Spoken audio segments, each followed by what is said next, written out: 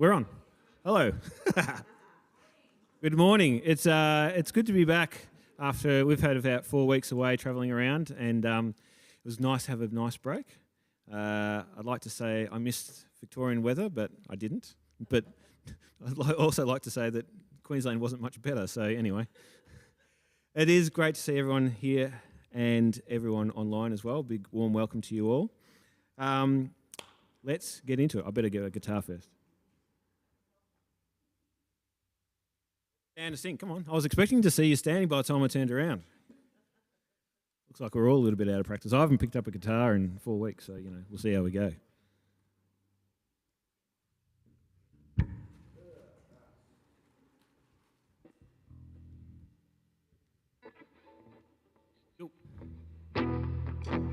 I'll let you control.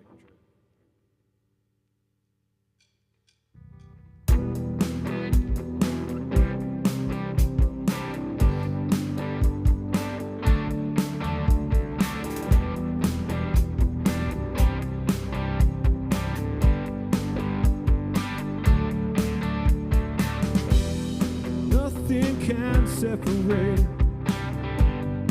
even if I ran away. Your love never fails.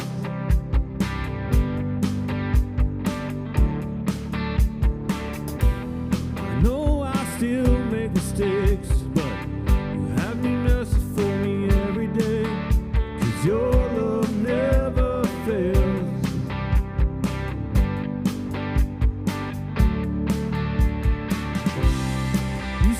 Same to the angels. Your love never changes. There may be pain in the night, but joy comes in the morning. And when the oceans rage, I don't have to be afraid, because I know that you love me. Your love never fails.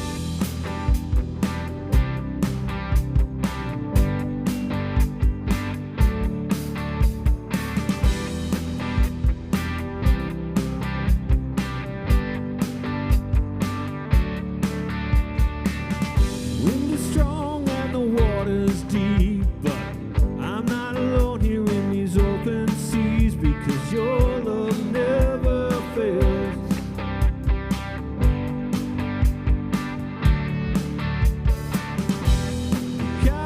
Was far too wide. I never thought I'd reach the other side.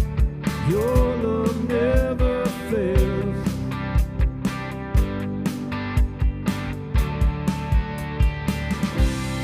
You say the same to the angels. Your love never changes. There may be pain in the night, but joy comes in the morning.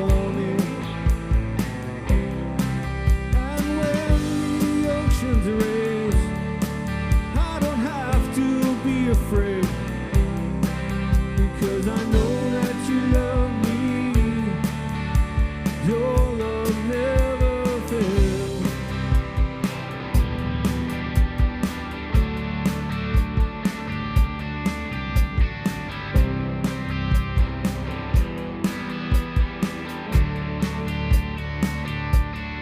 You make all things work together for my good. You make all things work together for my good. You make all things work together for my good. You make all things work together for my good. That's true. You make all things work together for my good. Even the bad stuff. You make all things work together for my good. Even when I can't find a way out. 'Cause you make all things work together for my good. You're always building us, Lord. You make all things work together for my good.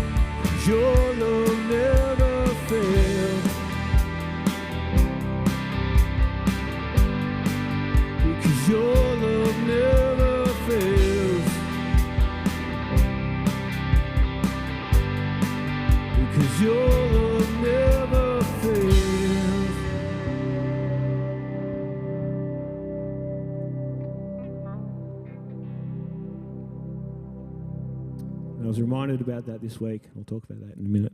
That God's love is perfect, and even in the dark times, even when things seem unright, unfair, unjust, God is always doing his work in us. And he makes all things work for our good, which is his glory. It's not what we want, but it's what he desires. All right, you ready to rock out? No. Oh.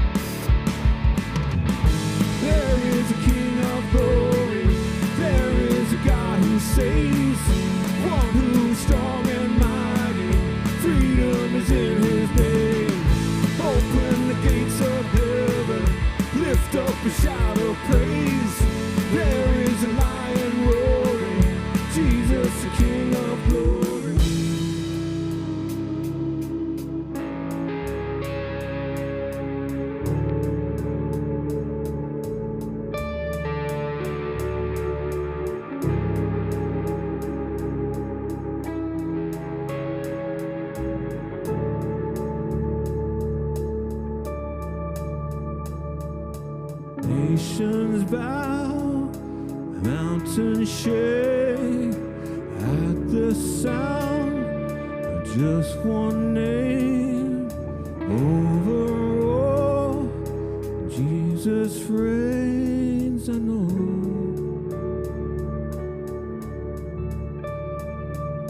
Nations bow, mountains shake at the sound of just one name. Over all, Jesus reigns, I know.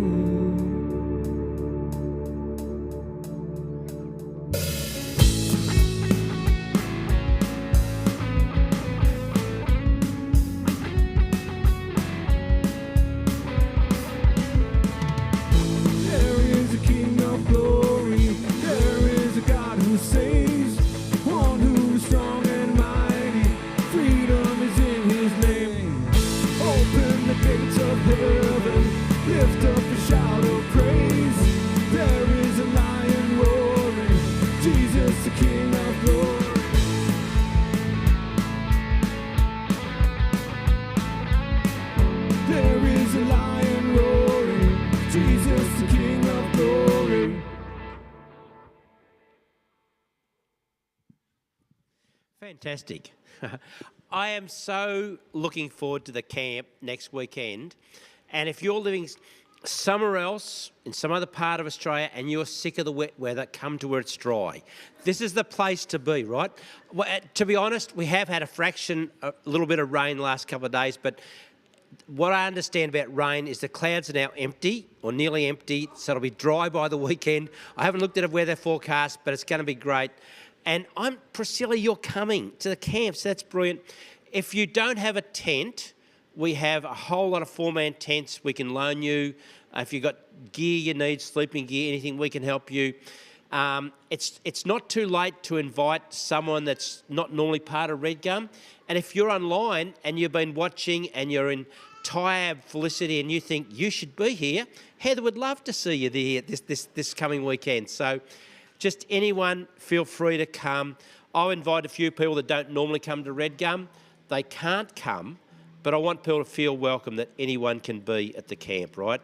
And on the Sunday morning, we're going to have a little bit of a time of worship around the campfire, and I'm going to get some of you to share some of your God experiences. Tell us some of the stuff that God's been doing in your life. So that's going to happen next Sunday up the bush. So you can come just for the day on the Saturday. If you don't want to stay the night, come for the day, or on the Sunday, come for the day. So any more info, find out from Coral. Now, Jeff, you had a birthday on Friday, which was pretty special, hey? And not only did Jeff have a birthday, but he got to actually celebrate it by working in Redgum's new home. And so I just want to show you some of the progress that's happened in the last week. So can we get that little video up, thanks? You get progress, carpets going down, walls are going up, look at that. So we've got carpet down, and that's the kitchen area. There with a mezzanine above it. It's going to be quite a high wall there. And this is out to and kids. If you just follow, we're going out to where the kids will be out through those double doors there. So through these and then doors there. There's a lot of stuff to be shifted and used and done. That's a passageway down to the toilets. And that's the kitchen, and that's looking back into the auditorium. And the carpet actually looks a little darker than that in real life, outdoors, but it looks really nice. Beautiful. And I love the fact they've got some Redgum trees just outside there. So, yeah, so a lot of things happened, a lot of people contributing in all sorts of ways. Paul was helping put that second story of wall up this week. Joel was in there slaving away all day Wednesday there. Everyone, like Tony and Veronica, have been in and out. Everyone has played some role. And even yesterday, someone turned up with sponge cake and sandwiches for the workers. And I managed to sample a little bit, and I didn't do any work. So that was fantastic. So I just love the way everyone's contributing, the giving, the generosity, what you're all doing. We're in a very, very special church with very, very significant, gifted people. There's nobody that we could do without in this church. There's nobody. There's nobody that I want to get rid of, right? Ali, you can relax. It's okay, right? But honestly, everyone, it's amazing the gifts that we have needed for every stage of Redgum's growth. God's gathered people. I'm just in awe of what God is doing, and I just thank you for being so willing to be part of this journey with us. So back to you. And great to have you too. Yes. Thanks. Yeah, that's a very good segue into. I was reminded about this week about the importance of church, and we're talking about doing a very long series about village life. But village life is it's family. I had the unfortunate privilege of going down to Melbourne this week, to honour the life of someone who I grew up with, who was a father of a friend when I was in my family church. And I had the privilege of growing up in a steady and loving church. So it was really lovely to go back there earlier this week and just to see all of us that have sort of moved on with our own lives and then just come back together and reunite, and that link that we all have, which is around how we have invested in each other's life. And this man, Peter was his name, only 75, so pretty young. I'm saying that to all the older people. Although it's only 30 years more than me, so it's still a bit scary. But one of those people that you just always are always godly and always there for you. And it just reminds me of the fact that it doesn't really matter. Like, we've had so much grief, so much division in our lives, and particularly in recent years with all the COVID stuff, and there's still a lot of hurt in people's hearts around that from both sides. And we are doing the devil's work by allowing that to stop us from investing in each other's lives. And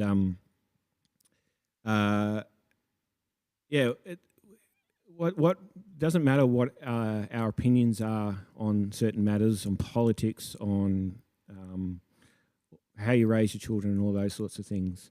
What really matters is loving the person that you are talking to and honouring that person. And by doing that, not only do we live a more full life ourselves, but we get to invest and put, those seeds in other people, which last a lifetime. Hence why I drove, 3.5 hours into Melbourne to honour the life of a man who was not related to me, but he had invested just himself into every person around him, and that was evident by the number of people that were there at the funeral. So yeah, that's just my reminder about what it is to be in a church, to live in a village, to honour, to love one another in the name of Jesus. Stand and sing.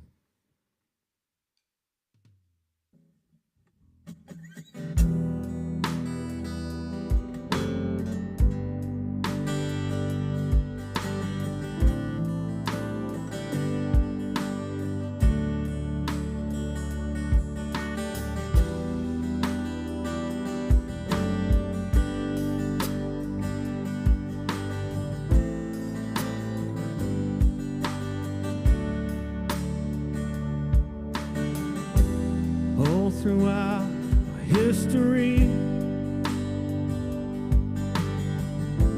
your faithfulness has walked beside. Winter storms make way for spring. Every season from where I'm standing, I see the evidence of your good.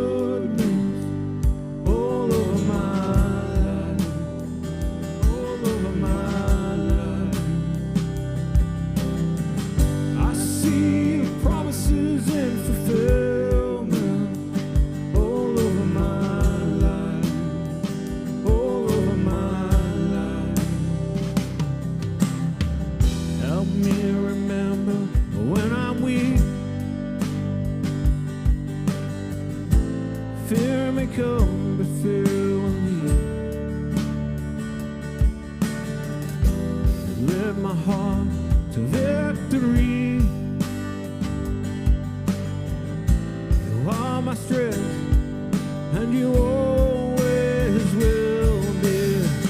I see the evidence of your goodness all over my life, all over my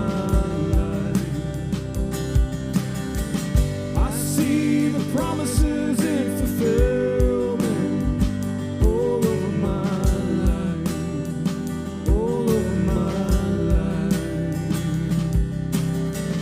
See the cross, the empty grave, evidence is endless. All my sin rolled away because of you, oh Jesus. See the cross, the empty grave, the evidence is endless. All my sin rolled away because of you, oh Jesus.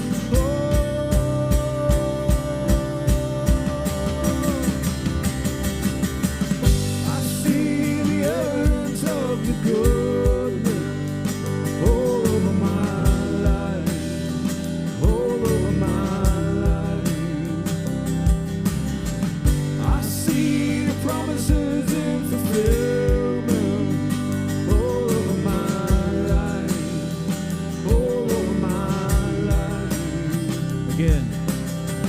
I see the evidence of your goodness.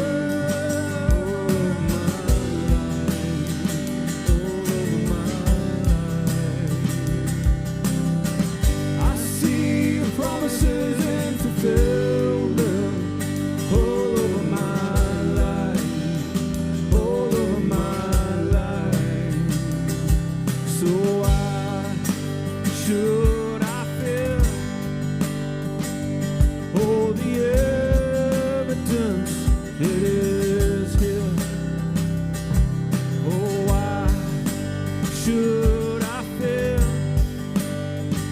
'Cause all the evidence, it is here. Oh, why should I fear?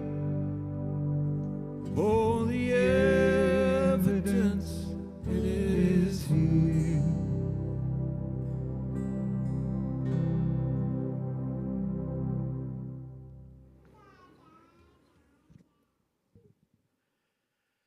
I've been really looking forward this morning because I've asked Mandy to preach. Kids, you can go out. I think Jesse and Zeke are staying in.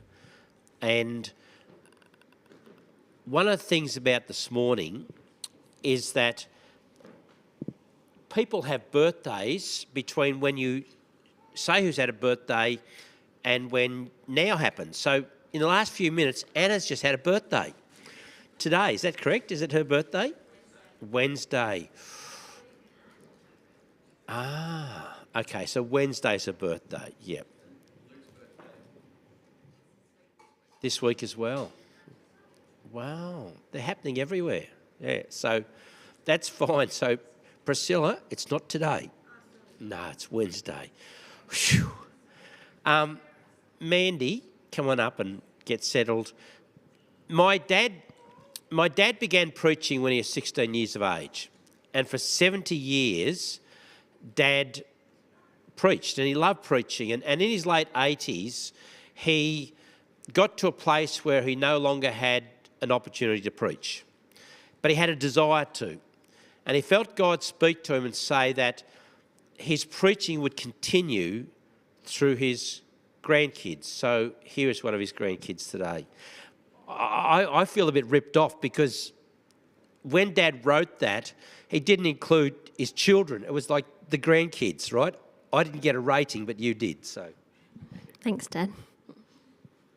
Good morning, everyone. How are we? It's good to be here with everyone this morning. I'm looking forward to speaking this morning. Continuing our series on boundaries. I'm just going to pray and then I'm going to get into it. I'm just praying and believing this morning that God will really speak to all of us.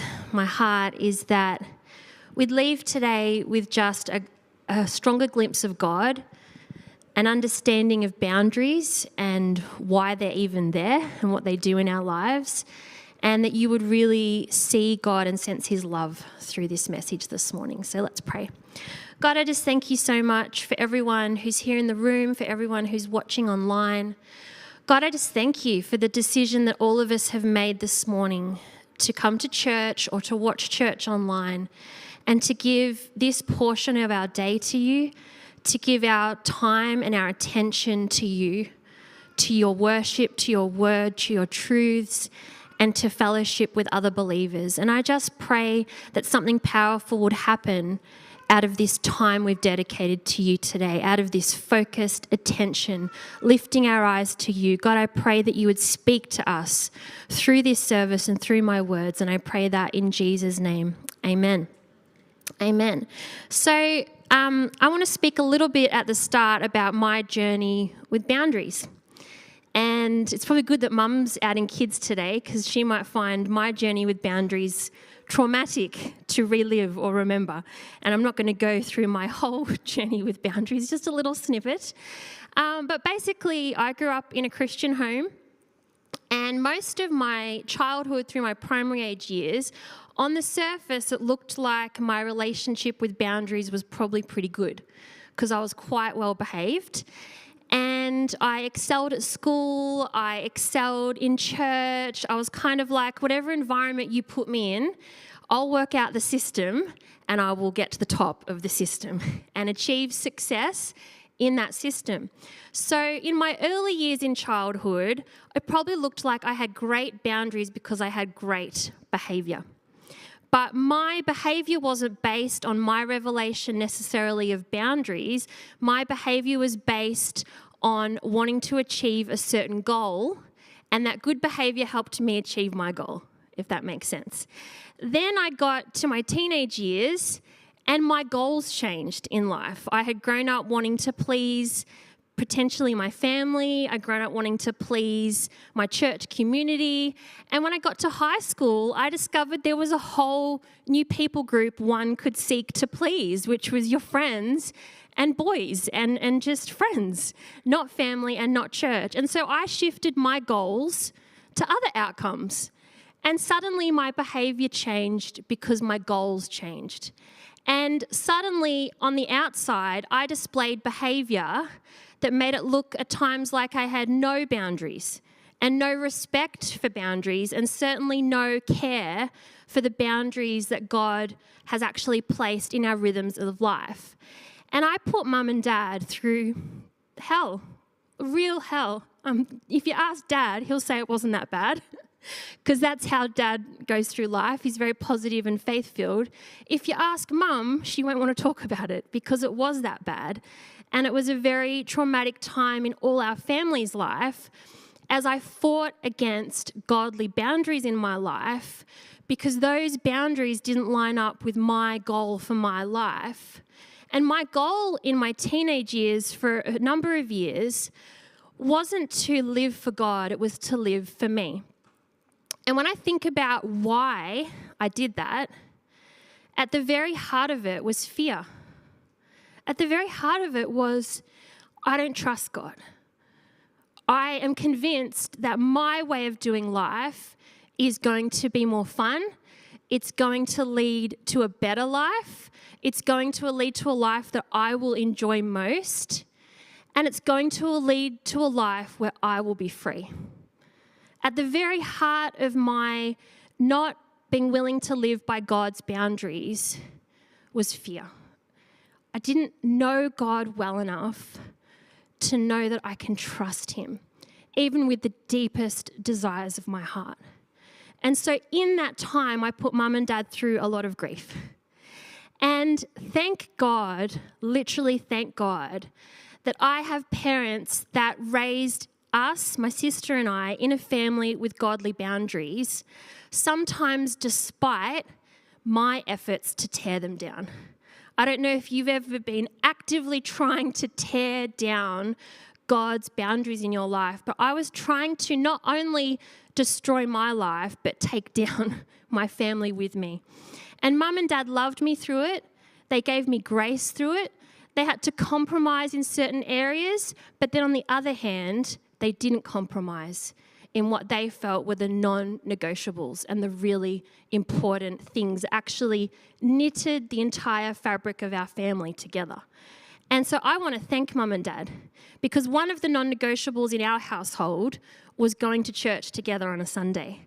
And so throughout my very tumultuous teenage years, no matter what was going on within me, I came to church with mum and dad, rain, hail or shine, sometimes with a great attitude, sometimes with a lousy attitude, sometimes through arms crossed and gritted teeth.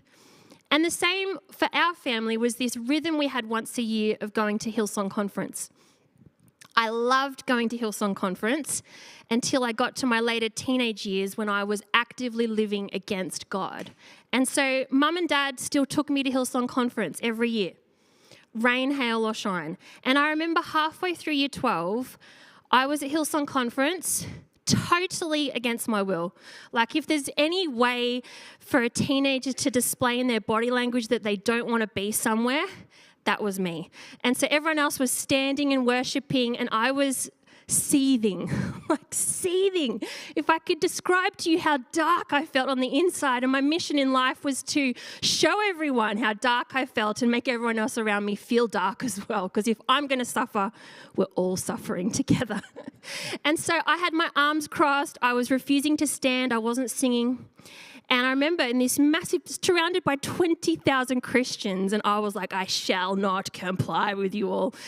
Anyway, so I didn't even know what happened at some moment, and I have no recollection of how this changed, but the next moment I found myself standing up in worship, my arms raised, bawling my eyes out, and I had an encounter with God that changed my life. And God called me to go to Bible college, and he called me to go to Bible college for the sake of the generations to come. And this might have all taken place in 5 seconds. I don't know. It felt like it was this amazing moment that lasted for minutes.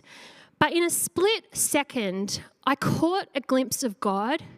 I caught a glimpse of God's call on my life, and I caught a glimpse of God's vision for my life that blew my mind, that destroyed my fear, and in the space of a heartbeat showed me not only can I trust God, but I wouldn't want to live life any other way than God's way. And in that split moment, I made a decision to go to Bible college after I finished year 12. I made a decision to shift states at the age of 18. And I made a decision to leave behind my entire school friendship group that I just spent 5 or 6 years living for. And I remember telling Mum and Dad in the car on the way home from that meeting the decision that I'd made. And I think Mum nearly fainted. Like she just couldn't believe. And I think for the next 6 months, they just held their breath and prayed that I'd stick to that decision and still go. And I did. But I'm a living testament of what happens when you glimpse God, truly glimpse God and see God, and all fear melts away. The very boundary that you were fighting over, the very area where you didn't trust him, where you weren't surrendering, where you were convinced that it was the less scary way to do it your way, you're convinced it's the safest option not to give that over for God. You get a true glimpse of God and you're like, here, take it all. I want to surrender that to you. I want to live that way for you. And so this morning, I want to give us a glimpse of God and a glimpse of boundaries that I pray will help the fear melt away in your life. Whatever area it is, we all have them. I still have some to this day that God's revealing in me, areas where I don't yet trust him. Areas where I've just built a wall, not a boundary. And he's showing me that that's actually a wall. That's not a healthy boundary. We all have areas where fear has crept in or doubt has crept in. And I just pray this morning that that would melt away as we see God and know that we can trust him. So I want to start this morning with a question, and I want to look at the time so I know how I'm going for time.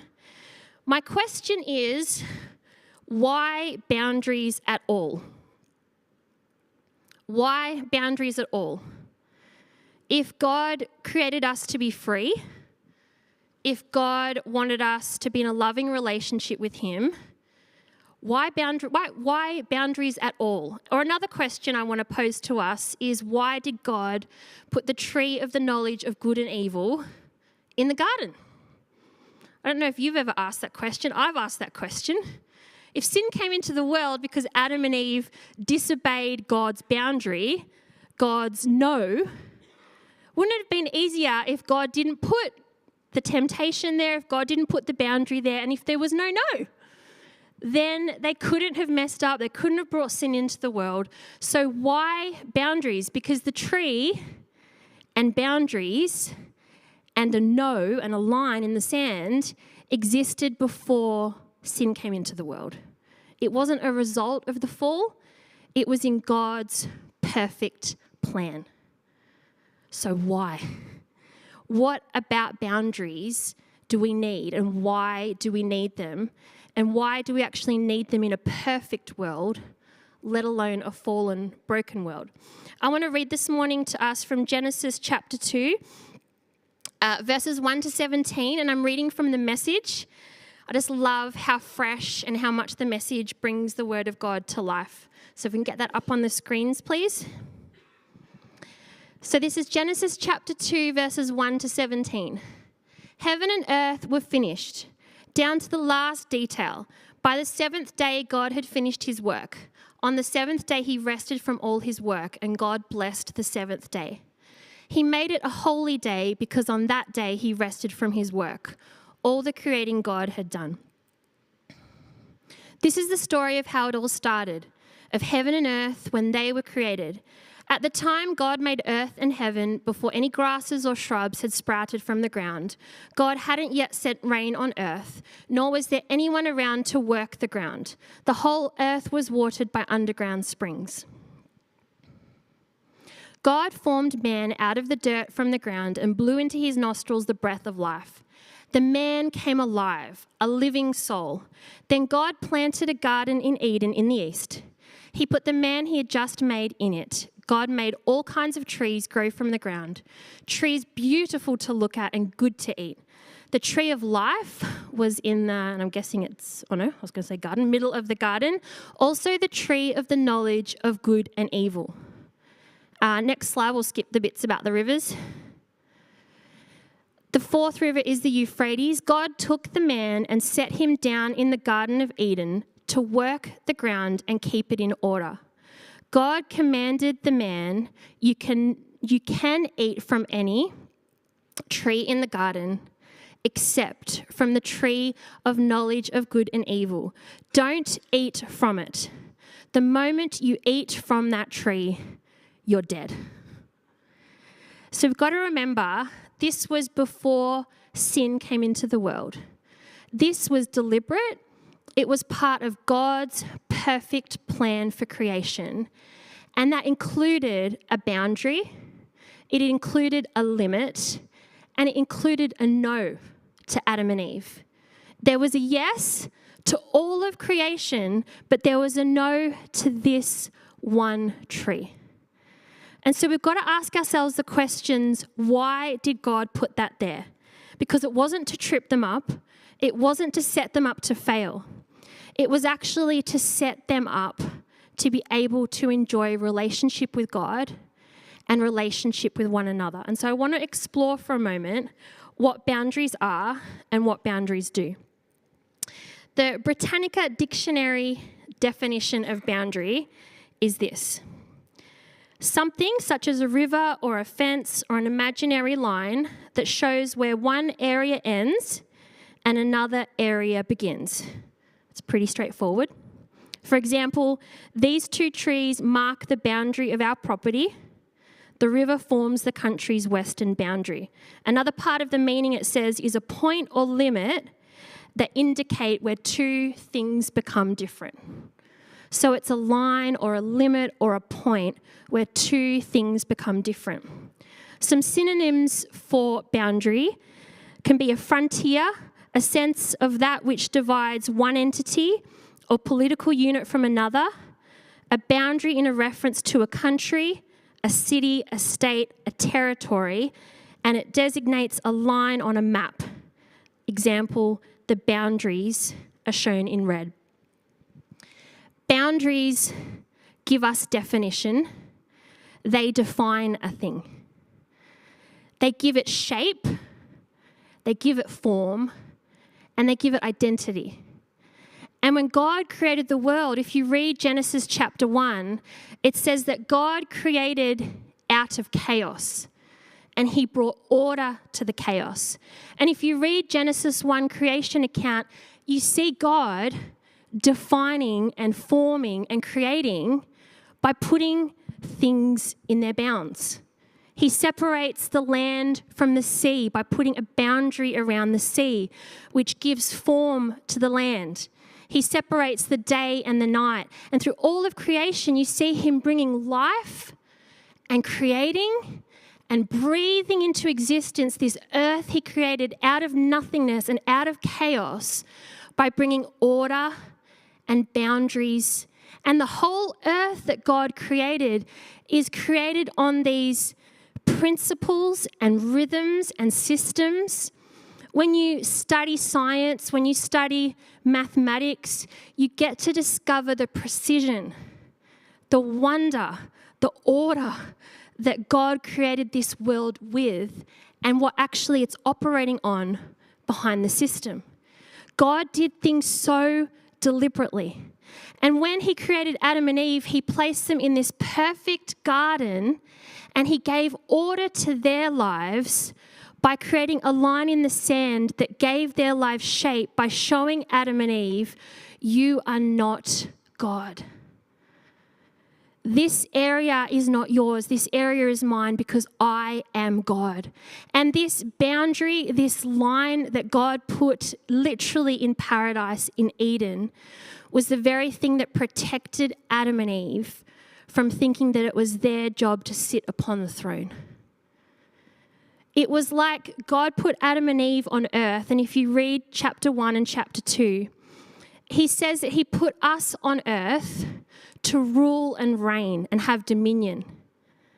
But that ruling and reigning in our lives and over creation was to only flow from our surrender to the kingship and the lordship of God. And so it's almost like when you go to another country and there's an embassy. And you go to that embassy, and that embassy is actually the country that the embassy is. It's their territory in the country. It was like he put the tree of the knowledge of good and evil as an embassy on earth to remind the humanity that he created that this was ultimately his earth, his creation, and everything he calls us to do in life, everything that he identified and purposed us to be and do only works when we surrender to the kingship and the lordship of Christ. When we respect the boundary that defines who we are. We are not God. We are good, but we are not God. And boundaries are not about us trying to be good. Boundaries are about us acknowledging that God is God. Adam and Eve's boundary violation was them trying to be good and get the good fruit from the tree of good and evil without acknowledging God on the throne. Good behavior will come as a result of you surrendering to the lordship and kingship of God in your life. But the aim isn't to run after the good behavior. The aim is to bow the knee to the dominion and the kingship of God in our lives. And that is why there is a tree of the knowledge of good and evil, because God didn't create us to just know about good behavior. He made us to know him. And he said, you will get the good behavior, but you're not going straight to the behavior. You come to me. I am the author, I am the maker, I am the first and the last. And if you will surrender to my kingship in your life, my dominion over your life, that will enable intimacy that will produce the fruit of good and protect you from the fruit of evil. So boundaries aren't about good behavior. Boundaries are about God. God's protection over us, God's reign and rulership over us, and God's mercy in showing us who we are and who we are not. What's our responsibility? What's his responsibility? And that is where true freedom lies and is found.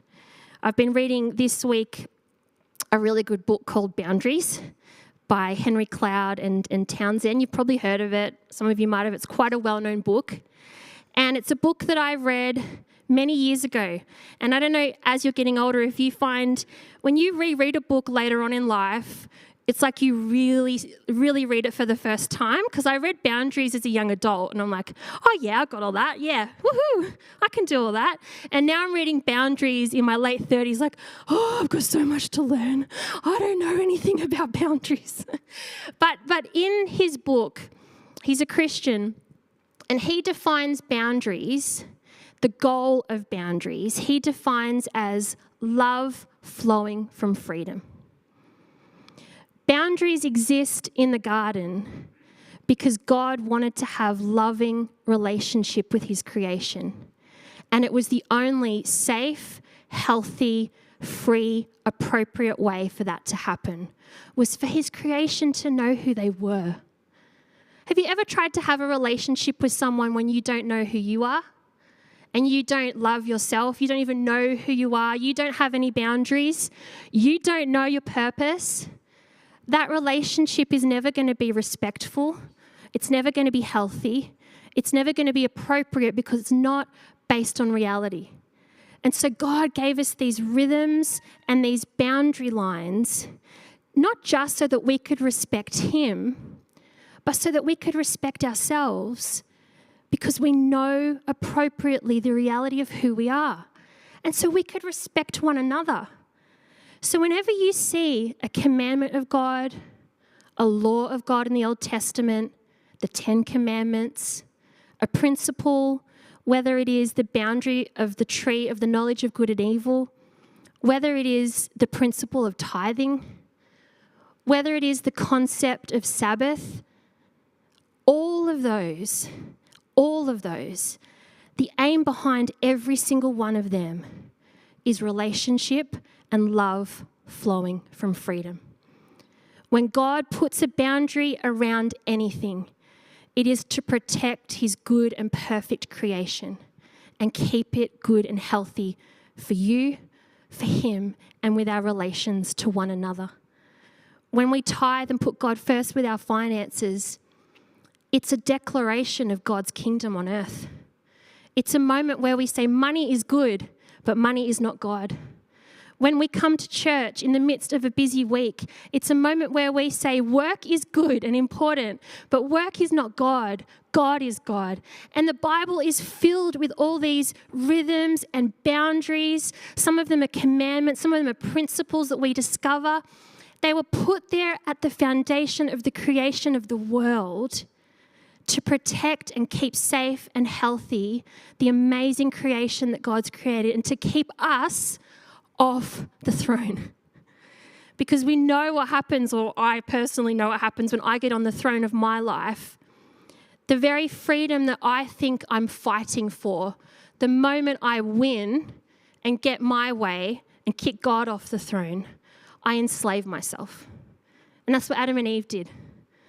They thought they could get freedom by kicking God off the throne, and they found themselves enslaved to death and darkness, which is why God said to them, if you eat that tree, you will die. The very freedom that they wanted, they ended up with slavery and bondage and death until they resurrendered back to God. I want to read from the Message again.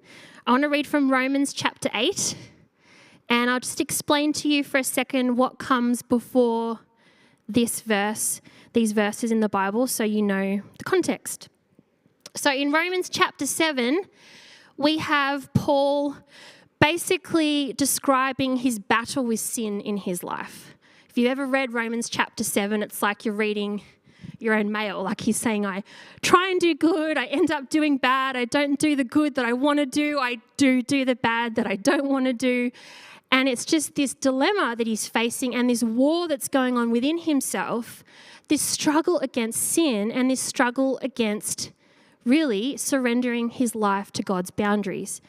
And then in chapter 8 of Romans, he gives us the solution.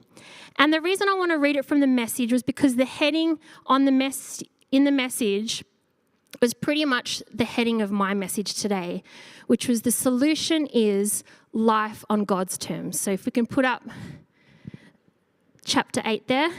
So this is Paul's solution. The solution is life on God's terms. With the arrival of Jesus, the Messiah, that fateful dilemma is resolved, this war between the good behavior that he's trying to do but not able to do it. Those who enter into Christ's being here for us no longer have to live under a continuous, low-lying black cloud. A new power is in operation.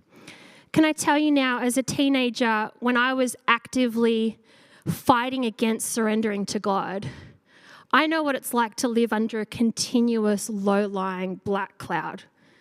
I was so miserable. And I was making life a misery for everyone around me because I was at war with myself. Because when we don't surrender to God's rhythms and boundaries for our life, it literally erodes our identity. We literally destroy ourselves. And I was being pulled apart because I was fighting against the reality of my identity in God.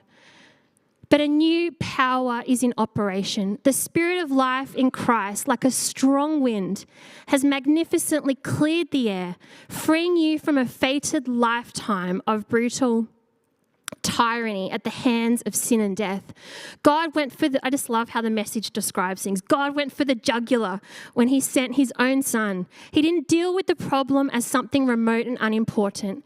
In his son Jesus, he personally took on the human condition, entered the disordered mess of struggling humanity in order to set it right once and for all. God used boundaries to bring order and perfection to creation. Adam and Eve tried to get good behavior without surrendering in relationship to God and made a disordered mess out of everything. And then Jesus came and went for the jugular and rescued us from this disordered mess in order to set it right once and for all. The law code, weakened as it was fractured by fractured human nature, could never have done that. The law always ended up being used as a band-aid on sin instead of a deep healing of it. And now what the law code asked for, but we couldn't deliver, is accomplished. As we, instead of redoubling our own efforts, instead of focusing on good behavior and trying to desperately get the fruit, as we simply embrace what the Spirit is doing in us. Those who think they can do it on their own end up obsessed with measuring their own moral muscle, but never get around to exercising it in real life. Those who trust God's action in them find that God's Spirit is in them, living and breathing God. Obsession with self in these matters is a dead end. Attention to God leads us out into the open, into a spacious, free life. God created Adam and Eve for freedom. He created you and I for freedom, but freedom only lies on the other side of surrender.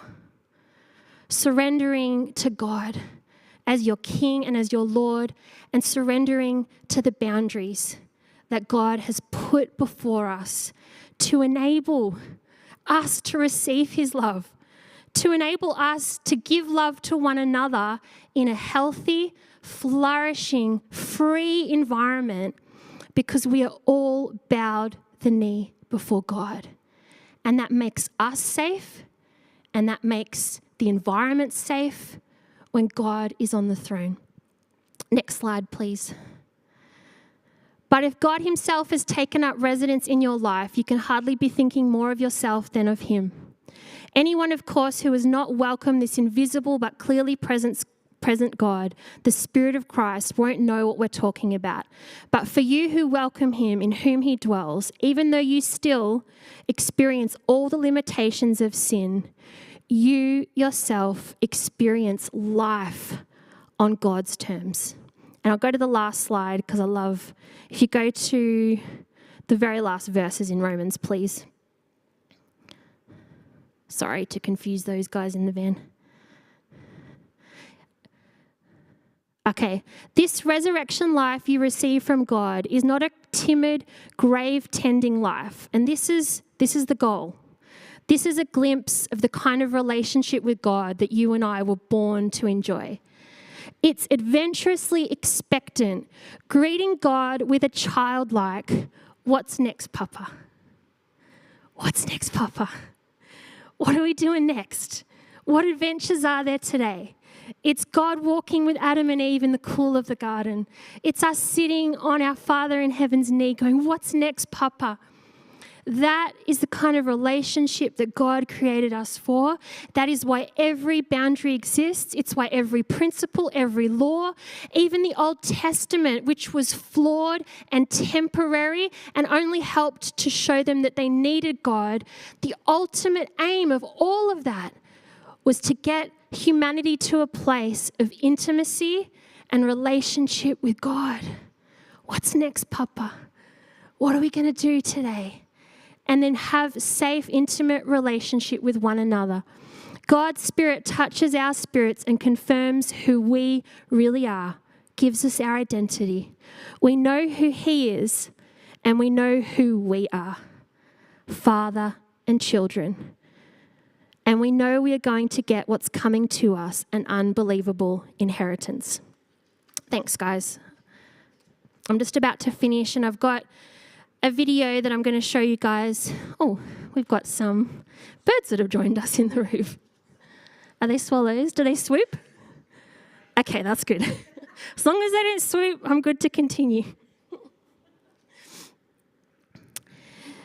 Boundaries keep God on the throne of our lives.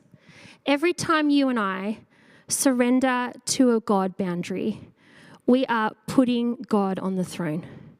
Every time we choose to give him some territory of our heart and trust him, we're actually pledging our allegiance to God.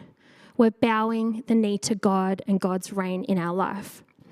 And I've got a video that I want to play, and it goes for 9 minutes. So in case you're thinking a couple of minutes in, how long does it go for? It goes for 9 minutes. And it's actually a video that depicts in picture form when God created the world. And so the narrator reads Genesis chapter 1, and then the video is all these images of creation and nature. There might be some birds in there. The reason I want to finish with that this morning is because I want to bring it back to the very beginning. When God created the world, he knew what he was doing. He purposefully and deliberately set our boundary lines in pleasant places. When God created you, he knew what he was doing.